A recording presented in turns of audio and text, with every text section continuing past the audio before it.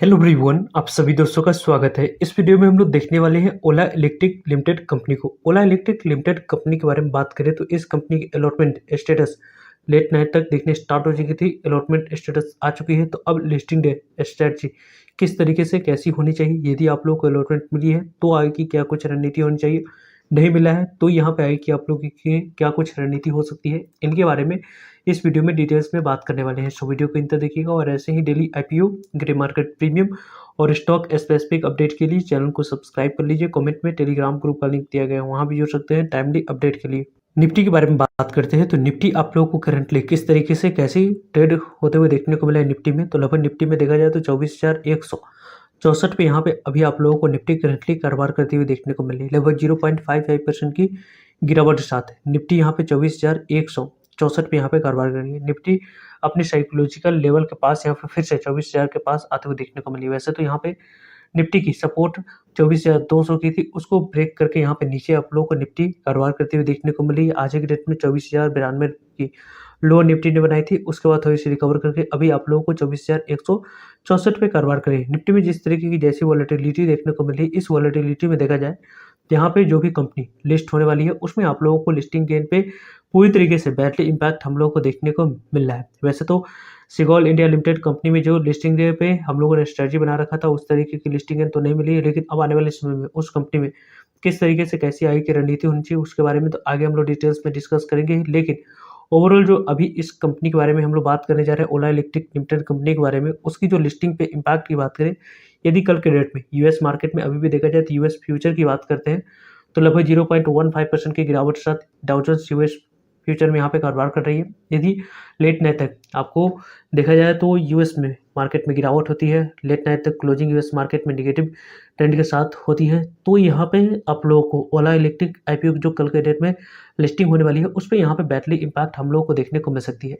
वैसे तो ओवरऑल अभी जिस तरीके की जैसी मार्केट की कंडीशन बन रखी है, उस कंडीशन में देखा जाए तो जिस तरीके की एक्सपेक्टेशन डिस्काउंट की लिस्टिंग की, उसी तरीके की एक्सपेक्टेशन पे कंपनी खड़ी उतरती हुई देखने को मिल सकती है। लेकिन पिछले पास्ट ट्रैक रिकॉर्ड कुछ आईपीओ की रही है जिनकी ग्रे मार्केट प्रीमियम उतनी अच्छी परफॉर्म करती हुई नहीं देखने को मिली थी, लेकिन उनकी लिस्टिंग गेन अच्छी मिलते हुए देखने को मिला था। उसमें यदि हम लोग बात करें तो मामा अर्थ कंपनी के बारे में हम लोग एग्जाम्पल के तौर पर बात करें तो उस कंपनी ने लिस्टिंग गेन उतनी ग्रे मार्केट प्रीमियम एक्टिविटी उस आईपीओ के रिगार्डिंग नहीं देखने को मिला था, लेकिन उसकी लिस्टिंग गेन अच्छी मिली। उसके बाद भी अपसाइड मोमेंटम कुछ दिनों तक उस कंपनी में देखने को मिला था। लेकिन यहाँ से क्या कुछ उस तरीके की एक्सपेक्टेशन रखी जा सकती है ओला इलेक्ट्रिक लिमिटेड कंपनी के बारे में। ओला इलेक्ट्रिक आईपीओ को यदि हम लोग देखें तो ये आईपीओ 2 अगस्त से ओपन हुई थी और 6 अगस्त इस आईपीओ की क्लोजिंग डेट रखा गया था। और 7 अगस्त की बात करें तो कल इस आईपीओ में आप लोगों को अलॉटमेंट मिली या नहीं उसके बारे में इन्फॉर्मेशन मिलनी चाहिए थी। लेट नाइट तक इसका रजिस्टर साइट पे अलॉटमेंट स्टेटस देखना स्टार्ट हो चुका था, जिसके रिगार्डिंग आप लोगों को टेलीग्राम ग्रुप पे और ट्विटर पे अपडेट कर दिया गया था अलॉटमेंट स्टेटस के लिंक के साथ। वैसे इस कंपनी में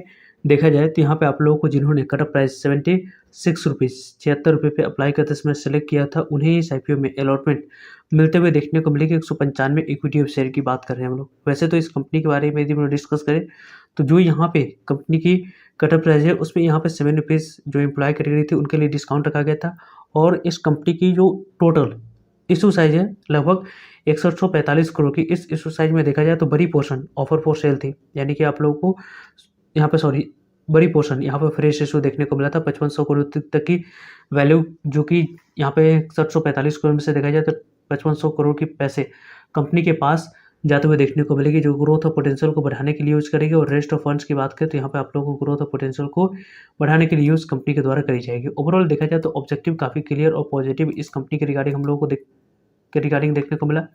वैसे भी ओवरऑल देखा जाए तो इस कंपनी को यदि हम लोग देखते हैं तो फर्स्ट ऑफ ऑल जो इस कंपनी की यहाँ पे एम्प्लॉय कैटेगरी में और इस कंपनी की जो इशू साइज है 145 करोड़ की, इसमें से 600 लगभग 15 करोड़ तक की वैल्यू की शेयर ही रिटेलर्स को एलोकेट करेगा। यानी कि रिटेलर्स ने जितने भी इस आईपीओ में अप्लाई किया है उनकी देखा जाए तो सेलिंग प्रेशर कुछ ही दिनों में यहाँ पे ऑब्जर्व की जा सकती है। और यहाँ पे पूरी तरीके से सेलिंग प्रेशर इस कंपनी में आएगी और पूरी तरीके से जो भी सेलिंग प्रेशर आने वाले समय में यहाँ पे इंडियन मार्केट में हम लोगों को देखने को मिलेगी, उसके अकॉर्डिंग यदि हम लोग डिस्कस करें तो पूरी तरीके से यहाँ पे ऑब्जर्व आप लोगों को करी जाएगी जो भी बड़े प्लेयर्स हैं उनके द्वारा। और वैसे भी यदि देखा जाए तो इस कंपनी की जिस तरीके बैलेंस शीट हम लोगों को देखने को मिली। उसके अकॉर्डिंग यहाँ पे देखा जाए तो कंपनी ने लॉस की बात करें तो काफ़ी बड़ी लॉस यहाँ पे 21 में भी 199 करोड़ की कंपनी ने लॉस रिपोर्ट करा था।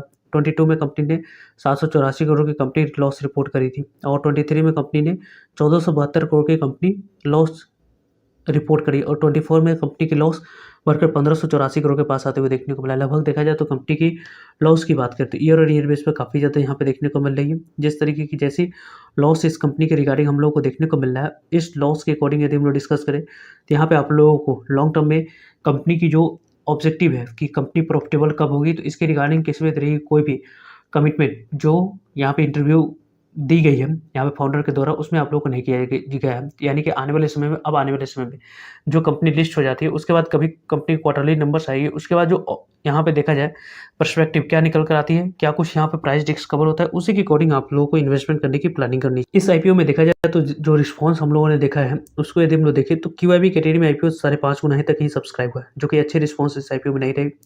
HNI कैटेगरी में भी देखा जाए तो आप लोगों को उतनी अच्छी रिस्पॉन्स इस आईपीओ में हम लोगों को नहीं देखने को मिला है। यहाँ पे HNI कैटेगरी में भी देखा जाए तो 2.5 गुना तक ही आईपीओ सब्सक्राइब होते हुए देखने को मिली है। और वैसे देखा जाए तो इस आईपीओ से ज़्यादा बेहतरीन रिस्पॉन्स की बात करें तो यहाँ पे आप लोगों को फर्स्ट क्राई आईपीओ में देखने को मिल रही है। यहाँ पे बिग HNI की बात करें तो लगभग 3.25 गुना तक सब्सक्राइब हुआ है। स्मॉल HNI कैटेगरी में 2 गुना तक आईपीओ सब्सक्राइब हुई। रिटेलर्स कैटेगरी में 4 गुना तक आईपीओ सब्सक्राइब होते हुए देखने को मिला।